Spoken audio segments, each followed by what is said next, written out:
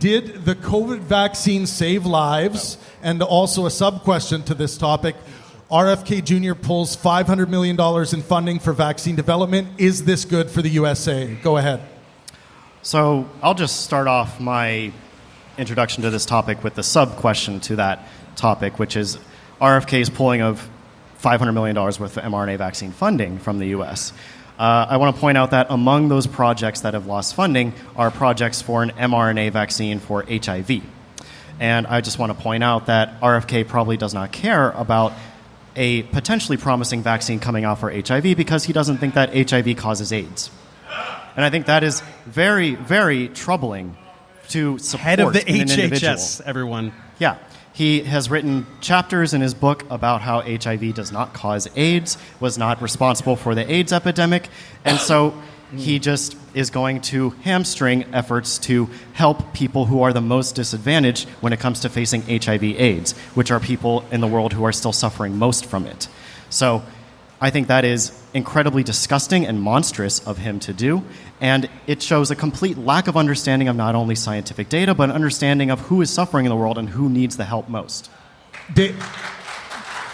Thanks, Dan. Dave, did you have some opening thoughts there on this topic?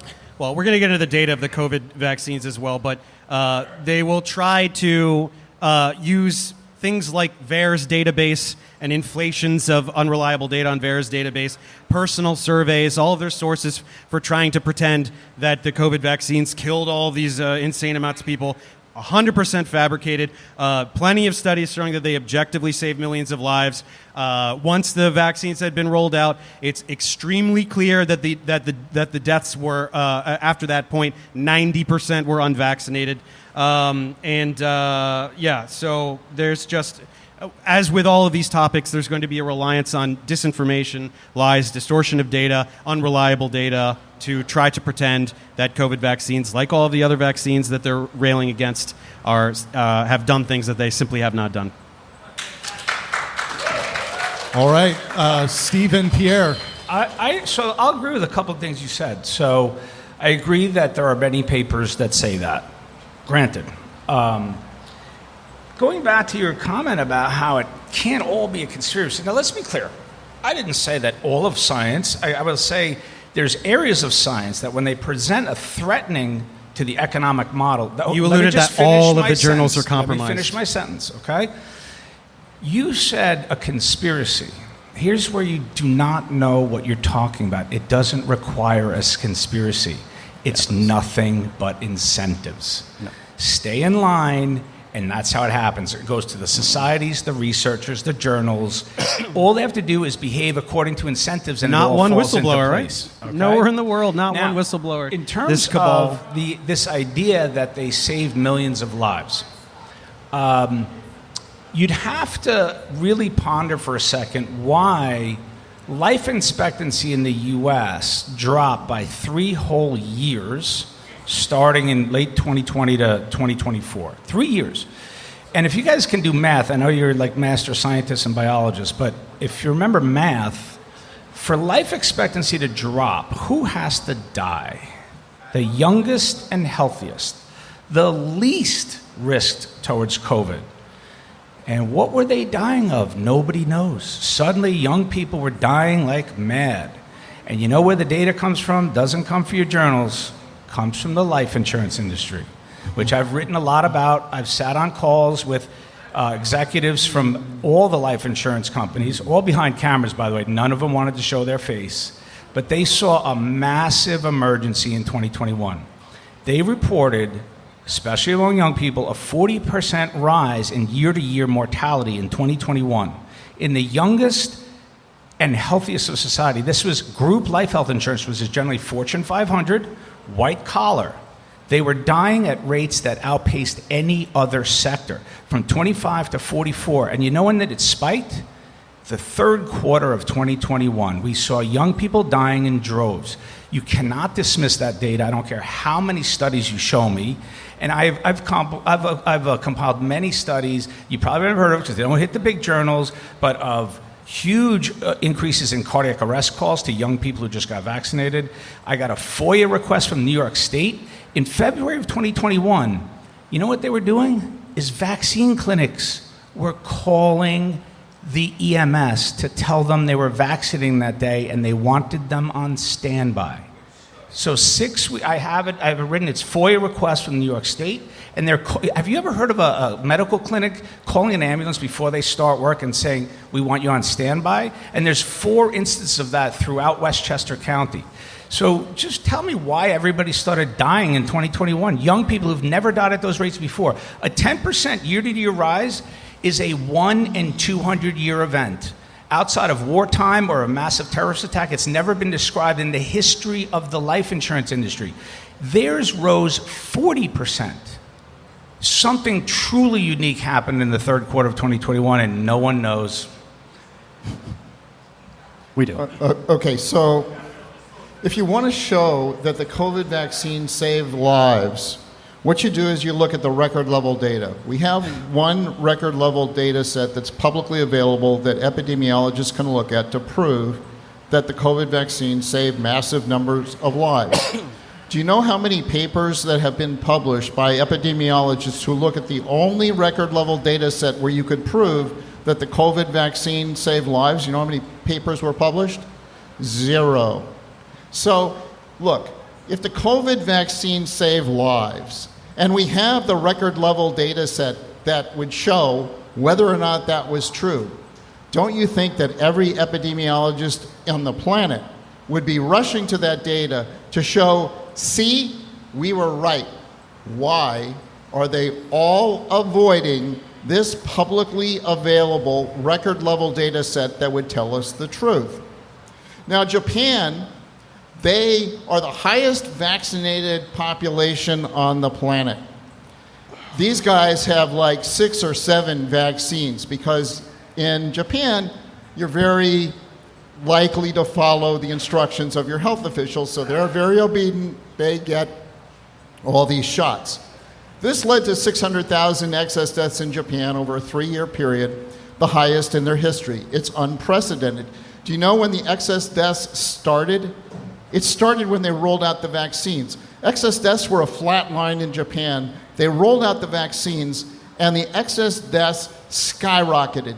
Anybody can go to Our World in Data, look at excess mortality, look up Japan, and see that. Now, it's supposed to be the other way around. When they roll out the vaccines, the deaths are supposed to go down, but what happened in Japan is the deaths went up like a straight line. There's the famous Arbel study that was done in Israel in the HMO system. They looked at boosted versus non-boosted. They said, look, if you're boosted, you get a 90% drop in death rate. And some people in the US at Stanford and UCSF looked at that and they said, wait a minute.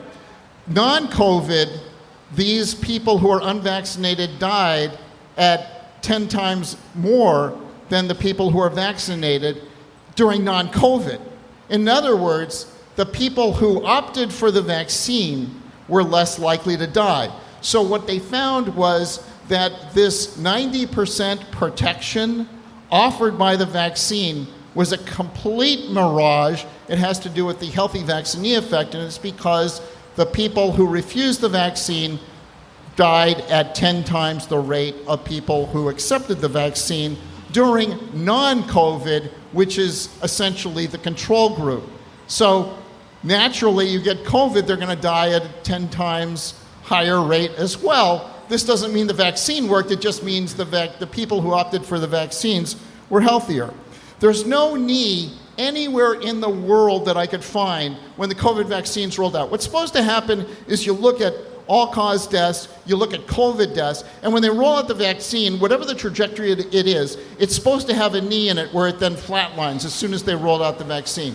Guess what? That knee didn't happen anywhere in the world. Isn't that weird? And in Israel, when they rolled out the vaccine, you know, they talk about the vaccines are going to reduce infection. In Israel, which is another one of the highest vaccinated countries on the planet, they rolled out the vaccines, and I have the wastewater data, which basically tells you exactly what's going on. And it's the official wastewater data from the Israeli government. And what happened is that infections went up by 10x.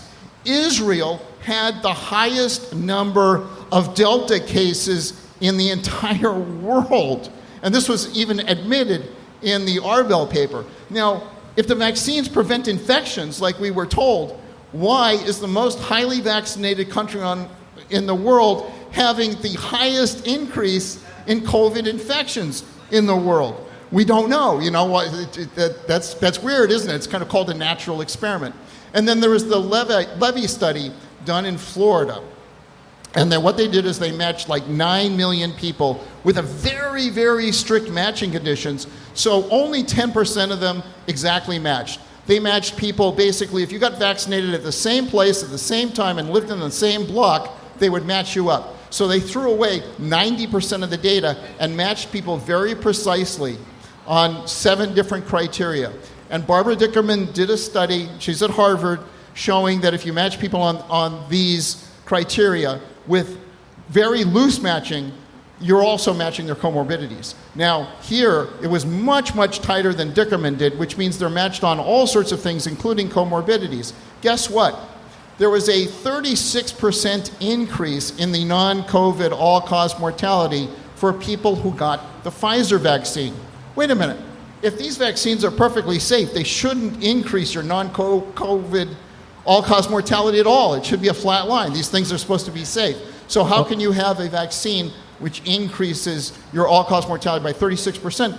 That is a disaster, and nobody's been able to dispute that study. All right. There's been no study of VE of death that actually measured the non-COVID all-cause mortality of the unvaccinated. And finally, there's a great paper in JAMA. It's called the Z study, XIE. It was published in 2022, and it showed that it was of veterans, and so it's the VA database. And it showed that the veterans who got the COVID vaccine, if they were hospitalized for COVID, 54% of them had the booster. But guess what? It's like 40% of them got the booster, or of the VA people were vaccinated. So in other words, it made you more likely to be hospitalized. And the hospitalization rate for COVID was 54%, and the hospitalization for non-COVID was also 54%, which means it provided no protection at all, because if it really worked, the boosted percentage would be like 0. All right. Thanks, Steve. Dave and Dan, you guys have the floor. Also, we really need to cook here. We might have only time for one more topic, which I hope we can agree to do the ivermectin topic. But depending on how everyone's feeling on stage, we can also push the time. But go ahead, Dave and Dan. Sure. So, Steve, you are saying that there is no record-level data studies. Can you define record-level data so we're all on the same page? Sure. So record level data means you have a record for each person. You have a record of when that person was vaccinated, you have a record of what their date of birth was, and you have a record of each of their vaccinations and also when they died. And you can also, in that record, you can also have their COVID infections and so forth. But each person has a unique record, and what I'm saying is there's no publicly available data set that has the entire country, that has this information, that is available, because if there was, I'd be all over it, except for the check data. So there are record-level data studies in countries where there are centralized healthcare systems, and it's very easy to pull those records and do analyses. Okay? So name one. Name one. So Ip et al. Published in Nature Communications 2024, study of 46 million adults in England and Wales, COVID vaccine safety outcomes. Great. Where's the data publicly available? Where's the what? Where's that data publicly available? Nature Communications. In Nature Communications? No, that's their interpretation of the data. We're talking about the database. The data. You want access. You want access to the records. I want the records. So you want to analyze the data. Correct. Why should we trust you to analyze the data instead of epidemiologists? Because I want everybody. I want everybody to have the data. That's the difference. Steve, any research group can request data to do that study and do the study. Do you know how many of us have been requesting data sets from numerous manipulated trials, numerous governments, all denied. I have colleagues all around the world in their own countries asking for access to the So again, data. we're going Denied. with shadowy, shady players suppressing data. I said, why don't Steve, they disclose it publicly? Steve, all the data is there for you to look at. And 46 million people. Do you know if they found? Guess. Where is it? Where guess. can I download it? Where can everybody Nature here Communications. download You can see exactly what they did and try to critique That's it. not the it? database. No, that's not the data set. Do you have a problem with the data set? Yes, I want to see it. Why do you disagree with their analysis? I don't know because Trust I haven't seen but the data. verify. Show Trust me the but data. verify. Show me the We data. can show you the data. Do you know how to analyze it? Do you know? Have you looked at it? Do you know how to identify problems with it? Yes. And what is the problem with this data set? I haven't seen it. I can't. I sent you the paper. You didn't send me the data. So the analysis found among 46 million adults in England and Wales that there is no increased risk for cardiovascular events, including heart attacks. Then why don't they disclose the data? Steve, you can't take public health care records and disclose it to everybody. Why can't You you? can They did it in the de-identify Czech it. Republic. Did anyone die in the Czech Republic when they disclosed the data to everybody? Steve, you've tried this with data sets that you've gotten your hands on, and your analyses are terrible. You don't understand what you're doing. Really, Dan. Yeah. They're terrible. What's the correct analysis for the Czech Republic data, Dan? Where is your study? What's the study first of the Czech data? So what's the first step in doing a good analysis of, say, the Czech Republic data? What's the first step? What's the first step? Yeah. You can put it into all sorts of different models. Models. Like what? Methods of analysis. Be specific. You did this. What did you do? I analyzed it all sorts of different ways. So at first, I looked at time series data. So what was the first time series? That was So you just looked at a time series? No, that was the first thing. Right? There are all sorts of different ways to analyze the data. It's all the methods that I used are published on my GitHub. It's all in public view. Yeah. Everything I did is in public view. Yeah, and you know what you didn't do? You know what you didn't do? What didn't You I didn't do? do the first step, which is to make sure that your two groups that you're comparing are comparable. Oh, really? How are they not comparable? So in the Czech data, you argue that the vaccines were distributed randomly, right?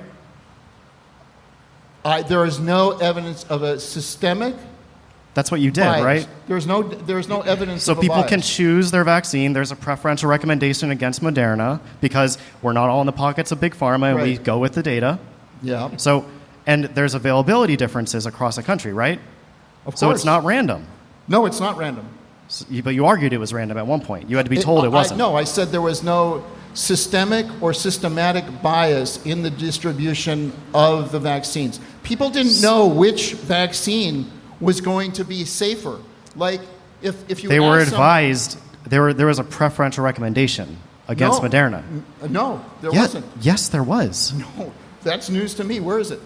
Steve, really? It's Yes, 2025. really. Where is that recommendation from that shows that there's a bias in the distribution? But it doesn't matter because you can look at it does matter. It does. Oh, okay. Why? I think Because the first step of looking at this data set is making sure your first two groups are comparable. You want to be able to compare them accurately so that it's not just statistical biases you're analyzing. Steve wants the data. So do you understand how the K-core method works? K-core method? Yes. Is this what you did? This is one. No, I looked at DSCMRR. I looked at GLM. I looked at. But you didn't make sure your two. You didn't make sure the groups were comparable. Kaplan-Meier. You didn't make sure your groups were comparable. Oh, You didn't the adjust. Method, They were the method randomized. that I use is Sorry? the method randomized Moderna and It's not random. Yes, it is. It's not random. No, but it doesn't matter, Dan, because Can I people didn't choose break which it- to get, and is there I a preferential didn't recommendation? break it Yes, down. it's not random. I didn't break it down by the vaccine manufacturer. I'm just looking at people who are vaccinated and unvaccinated. And of course, Did you make sure those two groups were comparable? As an expert in this. Did you make sure those two groups were comparable? Do you understand? Yes that- or that no, doesn't- Steve? Did you? Dan, Did do you? Yes or understand- no? do It's you- the do you- first step. Do you understand that the groups are Do you never understand vol- that that's do- the first step? Do you understand that when you have a vaccination, that the two groups are completely different. Do you understand that, Dan? So why are you asking me this question as to whether the groups are comparable? Because you have to make sure they are as comparable as possible. Do you know why? No. Yes. That's the whole point. You have to make sure the two groups are But as they're comparable. not. Steve, why do we do randomized controlled trials? Why is that the gold standard for clinical trials? Because that makes it really easy for people to see a signal. Why? That makes it easy. Because they're randomized. Exactly, because your two groups are comparable, Right. because they're random. So Dan, when you don't have that available to you, you have to use other techniques that normalize for the mortality of the two groups. Exactly, so that and you so can you make have them to comparable. you have to make sure that So- you have to control for confounders. So Right. how did the did you first do that? step the first step in the algorithm is to make them comparable so How? that you can then compare them. How? You fit the slopes to the death curves That's of Steve. fixed cohorts. That's So, not Dan, not controlling for the confounders that would make the groups comparable. But it does. No, it doesn't. It does, Dan, because do you understand? You understand Gompertz It's you mortality? versus the epidemiologists of the world on this, Steve. No. It's epidemiology 101. Do you understand? Do you understand Gompertz mortality? Sorry? Do you understand Gompertz mortality? Yeah. You understand Gompertz mortality when we have when people are dying, right? Gompertz mortality just says, oh, it's an exponential. Great. But there's Gompertz mortality with depletion. Do you understand that? And you understand that if you look at those curves, the people who are dying might be different in each group. Do you know what their difference is? This is boring. Do you, Steve? Because you Yes. had to control Yes, for I them. do. What's Yes, the I do. And They're you didn't on- control for them. Believe it or not, they're on different parts of the Gompertz curve. Do you know what happens when you have a frailty of 3 or 5 as to where you are in the Gompertz curve? What does that do to your death slope when you're on the Gompertz curve? So again, we're just going to say this is all you did, and you didn't account for epidemiology 101. No, this is All right.